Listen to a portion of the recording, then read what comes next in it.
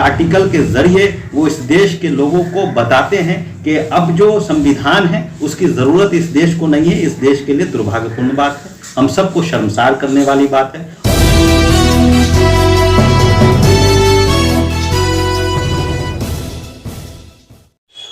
दोस्तों नमस्कार, मैं हूं संजय माई। जिस तरह से जानते हैं कि लगातार आपको गर्व होता है, भारतीय संविधान के तौर पर आप अपना पूरी दिनचर्या करते हैं और देश को सुरक्षित समझते हैं। लेकिन इसी बात अगर आपको कोई ऐसा सुनाने को मिले कि यह क्या है कि इस देश के जो भारत संविधान है, भारतीय संविधान है, जिन्होंने बाबा साहब ने खून पसीने से 3 सालों में इसका मसौदा तैयार किया और आपको भारत को दिया ताकि इस भारत की व्यवस्थाओं को बदल सके, इस जो दशा दृष्टि को बदल सके और यह भारत सुचारू से चल सके।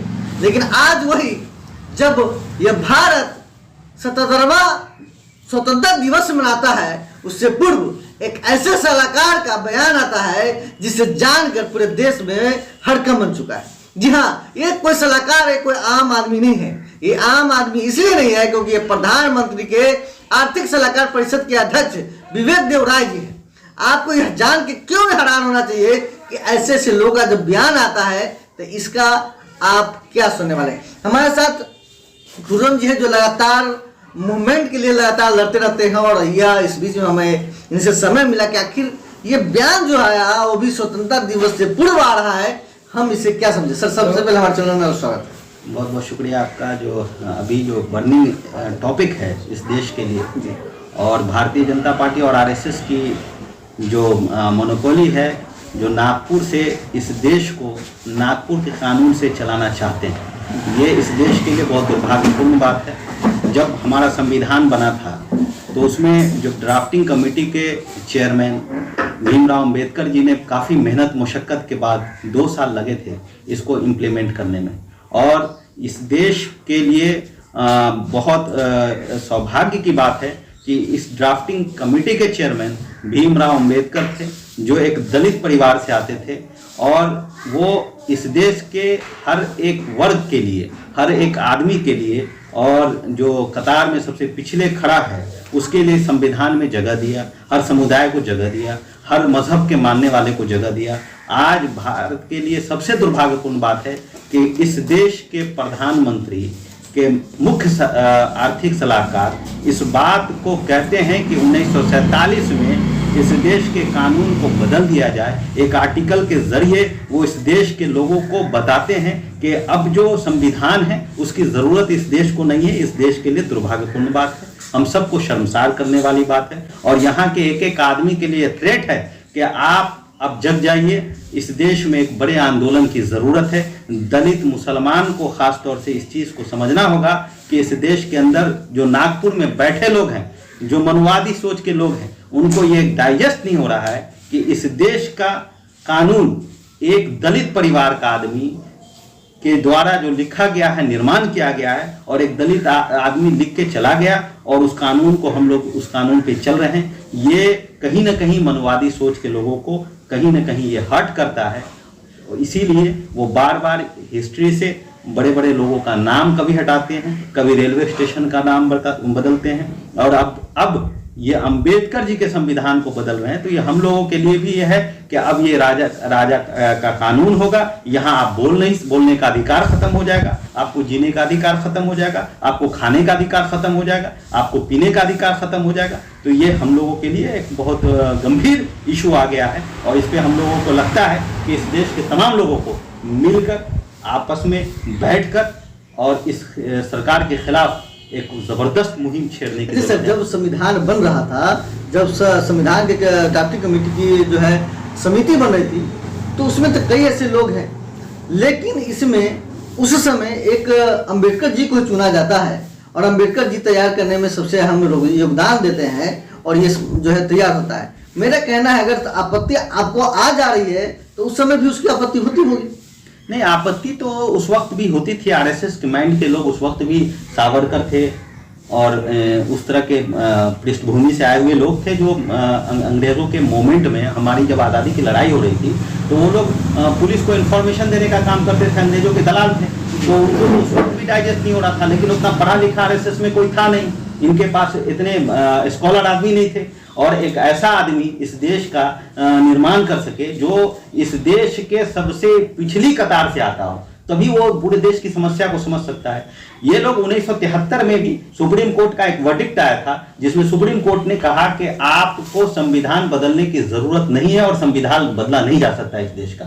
1973 में सुप्रीम कोर्ट का वर्डिक्ट है। आज ये मुख्य सलाहकार कह रहे हैं, मोदी जी डायरेक्ट नहीं कह के, आरएसएस के लोग डायरेक्ट नहीं कह के इनडायरेक्ट अफसर लोगों से कहला रहे हैं। अफसरशाही सरकार में बढ़ी हुई है, अफसर बोल रहा है, तो कहीं ना कहीं इस सरकार की जो मानसिकता है या सरकार की मंशा है वो साफ क्लियर दिखती है कि ये सरकार चाहती है कि भाई उस वक्त तो हो गया लेकिन अब हम नहीं होने देंगे। हम मनुवादी लोग हैं, हम एक दलित को कैसे डाइजेस्ट कर देंगे, हम उसके बनाए हुए कानून पर ये देश का चलेगा, यहाँ का पार्लियामेंट चलेगा, यहाँ के धर्म स्थल चलेंगे, यहाँ के लोग चलेंगे। ये हमारे और आपके अधिकार को छीनने की कवायद है और ये अधिकार को छीन लेना चाहती है। ये सरकार पार्लियामेंट से लोगों को बाहर की है, पार्लियामेंट को बंद कराई है, ये सरकार एमपी को बाहर धक्के देके निकलवाई है। ये सरकार चाहती है कि हम जो कहें मुख्य कानून मेरा हो और हम राजाशाही की तरह इस सरकार को चलावें, एक डिक्टेटर की तरह इस सरकार को चलावें, एक तानाशाह की तरह चलावें।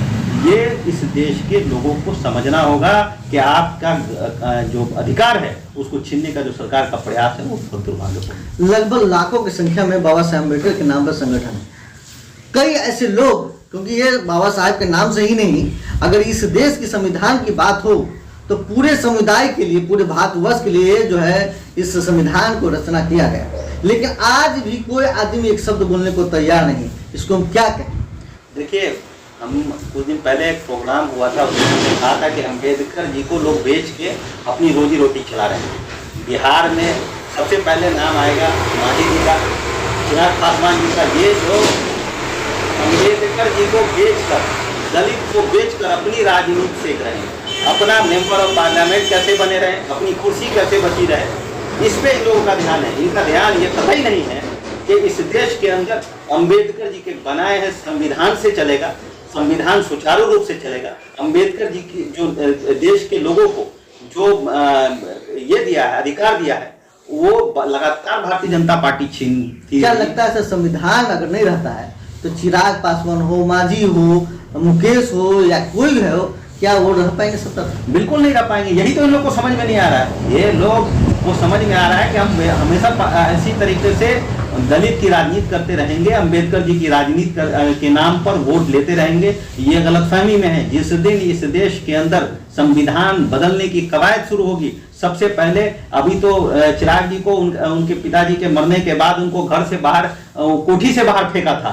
इस देश से ये लोग बाहर फेंक देंगे। हम चिराग जी और जो दलित की पॉलिटिक्स करते हैं उनको ये बात बता देना चाहते हैं कि आपको अभी कोठी से बाहर फेंका गया, आपको इस देश से बाहर फेंकने की कवायद नागपुर से ये चल रही है और बहुत जल्दी आपको ये देखने को मिलेगा कि नागपुर वाले लोग इस देश से दलित को किस तरीके से बाहर फेंक देना चाहते हैं। मतलब वो लोग समझते नहीं है, सबसे ज्यादा समझदार है। क्या करना चाहिए? नहीं, वो समझदार नहीं, वो बेवकूफ है, वो जाहिल हैं, क्योंकि इनकी विरासत। आप ये शब्द बोल रहे हैं, हो सकता है केस हो जाए। भारतीय जनता पार्टी केस करती रही है। हम लोग केस लड़ने के लिए, हम लोग इस देश के संविधान को बचाने वाले लोग, समाजी को दे रहे हैं।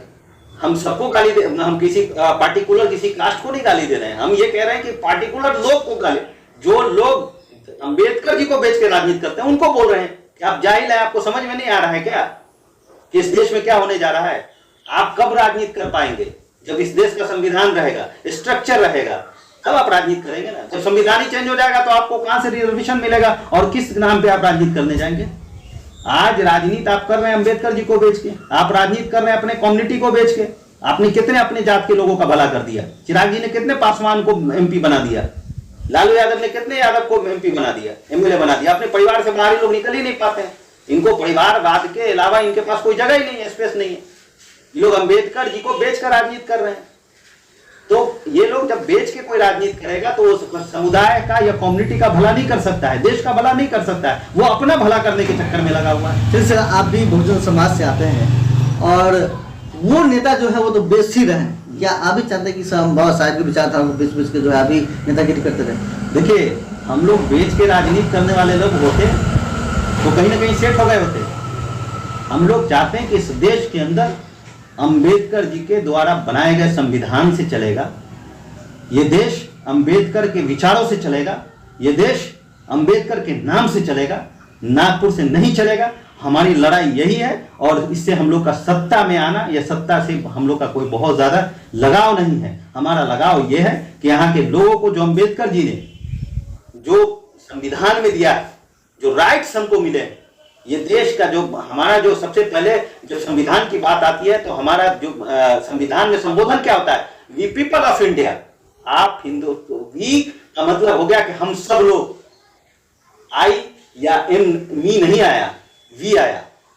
आप समझिए कि अंबेडकर जी कितने दूरंदेश आदमी थे, अंबेडकर जी कितना विजन रखते थे। अंबेडकर जी जानते थे कि इस देश में एक वक्त ऐसा संकट आएगा, इसलिए उन्होंने संबोधन ही वी से किया कि वी पीपल ऑफ इंडिया।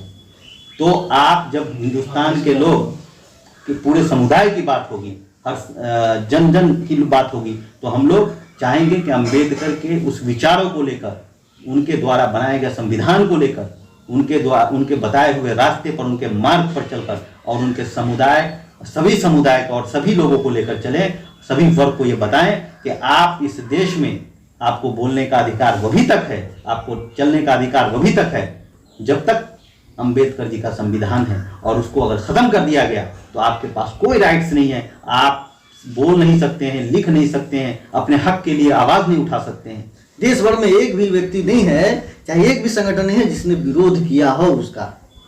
क्या आप भी इस तरह का कुछ करने वाले हैं या नहीं करने वाले हैं? देखिए, हम लोग बहुत जल्द, डेट ऑलमोस्ट निर्धारित है, 17 सितंबर हम लोग सीतामढ़ी जिला में विरोध मार्च निकालेंगे, लोगों को जगाएंगे, लोगों को बताएंगे और माननीय प्रधानमंत्री का और ये उनके साथ उनके गठबंधन में जो उनके जरखरीद गुलाम बने हुए चिराग पासवान हैं, मांझी हैं और भी कुशवाहा हैं और भी जितने लीडर होंगे उनके गठबंधन में जो उनके जरखरीद गुलाम बने हुए हैं, उनका भी पुतला दहन करेंगे और उनके खिलाफ हम लोग बिगुल फूकेंगे और दलित और समाज से लेकर मुसलमान को जाकर बताएंगे कि चलो अब इस देश को बदलने की कवायद को शुरू करो, अपने संविधान को बचा लो, अगर बचा सकते हो, और नहीं तो घर के अंदर सो जाओ। तुम्हारे तमाम हक, तुम्हारे तमाम हुकूक, तुम्हारी तमाम जो चीजें हैं वो तुमसे छीन ली जाएगी। और नहीं तो आओ सर कटाने के लिए एक बार फिर, जिस तरीके से अंग्रेजों के खिलाफ इस देश के अंदर शहादत लोगों ने दिया था, उसी तरीके से हम तमाम लोगों को इस देश के अंदर के लिए एक बार फिर शहादत देने की जरूरत पड़ेगी, बलिदान देने की जरूरत पड़ेगी। अंबेडकर जी के संविधान को बचाने के लिए हम लोग निकलेंगे और अपना बलिदान दे देंगे।